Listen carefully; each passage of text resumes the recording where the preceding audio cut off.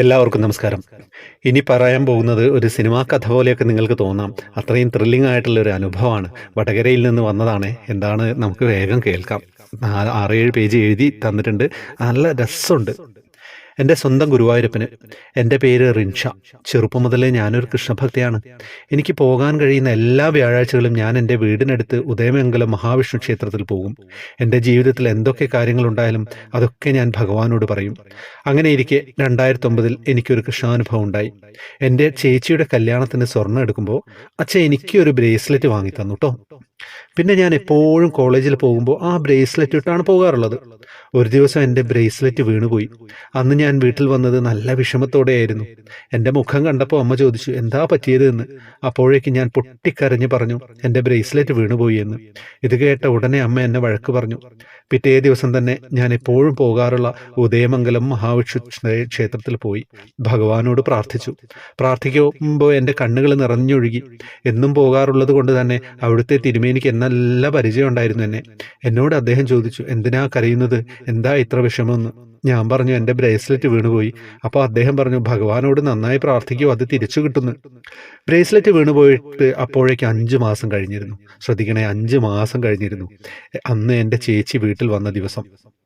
Bracelet വീണ് പോയ കാര്യം പറഞ്ഞു. അപ്പോൾ തന്നെ എൻ്റെ ചേച്ചി പറഞ്ഞു, 5 മാസമായില്ലേ, അത് തിരിച്ചു കിട്ടാനൊന്നും പോകുന്നില്ല എന്ന് പറഞ്ഞു. അത് കേട്ട് ഞാൻ പറഞ്ഞു, ഗുരുവായൂരപ്പൻ എൻ്റെ ശക്തി എൻ്റെ കൂടെ ഉണ്ടെങ്കിൽ ആ ബ്രേസ്ലെറ്റ് എനിക്ക് തിരിച്ചു കിട്ടുക തന്നെ ചെയ്യുന്നു. ഞാൻ അങ്ങനെ പറഞ്ഞപ്പോൾ ചേച്ചി പറഞ്ഞു, അങ്ങനെയാണെങ്കിൽ നമുക്കൊരു ബെറ്റ് വെക്കാമെന്ന്. അങ്ങനെ ബെറ്റ് വെച്ചു. ചേച്ചി പറഞ്ഞു, നിൻ്റെ ബ്രേസ്ലെറ്റ് നിനക്ക് തിരിച്ചു കിട്ടിയ അതേ തൂക്കത്തിലുള്ള ഒരു പുതിയ ബ്രേസ്ലെറ്റ് ഞാൻ നിനക്ക് വാങ്ങിത്തരാമെന്ന്. അങ്ങനെ ദിവസങ്ങൾ കടന്നുപോയി. ഒരു ദിവസം കോളേജിൽ പോയപ്പോൾ അവിടെയുള്ള സാറ് എല്ലാ ക്ലാസ്സിലും പോയി ചോദിച്ചു, ആരുടെയെങ്കിലും ബ്രേസ്ലെറ്റ് വീണുപോയിരുന്നോ എന്ന്. അങ്ങനെ ആ സാർ എൻ്റെ ക്ലാസ്സിലും എത്തി. കേട്ട ഉടനെ ഞാൻ എഴുന്നേറ്റെന്ന് പറഞ്ഞു, എൻ്റെ ബ്രേസ്ലെറ്റ് വീണുപോയിരുന്നു എന്ന്. അപ്പോൾ തന്നെ ഞാൻ സാറിൻ്റെ അടുത്തെത്തി. അവിടുത്തെ പ്രിൻസിപ്പാളിൻ്റെ അടുത്ത് പോയി. അപ്പോൾ അവിടെ ഒരു ഓട്ടോ ഡ്രൈവർ നിൽപ്പുണ്ടായിരുന്നു. അയാൾക്കാണ് എൻ്റെ ബ്രേസ്ലെറ്റ് കിട്ടിയത്. പിന്നെ അവിടുന്ന് എല്ലാവരും കൂടി കുറച്ച് കാര്യങ്ങൾ ചോദിച്ചു.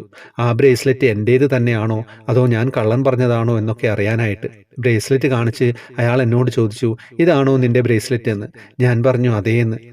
എപ്പോഴും ഇടുന്ന ബ്രേസ്ലെറ്റ് ആയതിനാൽ അതിൻ്റെ ഒരു ഭാഗം ചെറുതായിട്ട് ഒതുങ്ങിപ്പോയിരുന്നു.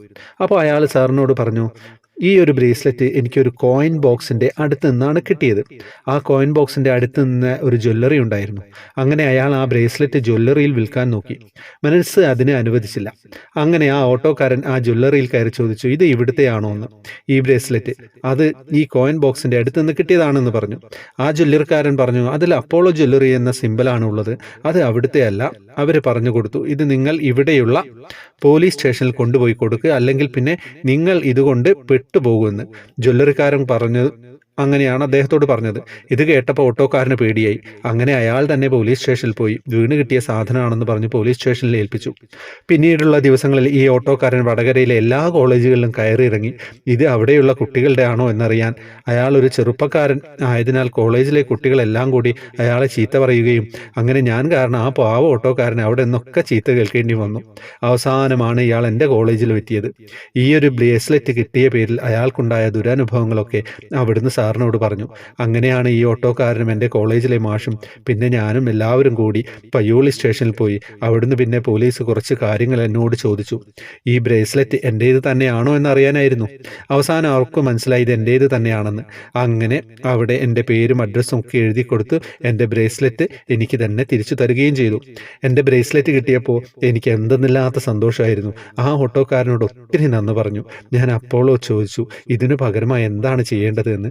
അപ്പോൾ അയാൾ പറഞ്ഞു, എൻ്റെ പൊന്നു പെങ്ങളെ, ഇനി ഇതുപോലുള്ള സാധനം കയ്യിലിട്ടുകൊണ്ട് നടക്കരുത്.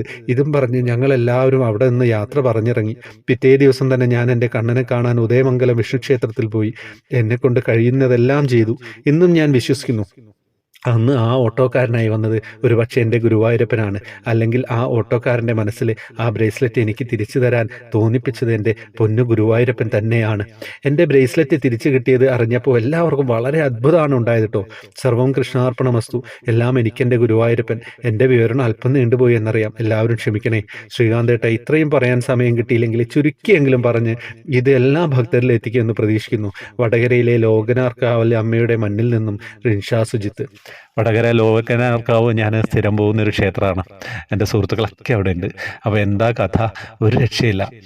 ഭഗവാൻ ഇങ്ങനെയാണല്ലേ. 5 മാസം കഴിഞ്ഞിട്ട് ബ്രേസ്ലെറ്റ് തിരിച്ച് കിട്ടുക എന്ന് പറയുന്നത് അതൊരു അത്ഭുതം തന്നെയല്ലേ. സാധാരണ വീണ് പോയി കഴിഞ്ഞാൽ 2 ദിവസം കഴിഞ്ഞ് കഴിഞ്ഞാൽ പിന്നെ എങ്ങോട്ടൊന്നുമില്ലാതെ പോവും. അപ്പോൾ ഇത് റിൻഷയ്ക്ക് വേണ്ടി ഭഗവാൻ കാത്തു വെച്ചാണ്. അത്രയും ഇഷ്ടപ്പെട്ടല്ലേ നമ്മൾ ബ്രേസ്ലെറ്റൊക്കെ ആ കോളേജിലൊക്കെ പോകുമ്പോൾ ധരിക്കുക. ആ പ്രായത്തിലുള്ള കുട്ടികളൊക്കെ അത്രയും സ്നേഹത്തോടെ അത്രയും ഇഷ്ടപ്പെട്ട് ധരിക്കുന്നതാണ്. അപ്പോൾ അതങ്ങനെ ഭഗവാൻ അങ്ങനെ എടുത്ത് കളയില്ല, ഒരു സംശയമില്ല. എന്താ കഥ. എല്ലാവർക്കും വാട്സപ്പ് ഗ്രൂപ്പിലേക്ക് വരാം, ജോയിൻ ബട്ടണിലൂടെ വരണം. ഹരേ കൃഷ്ണ.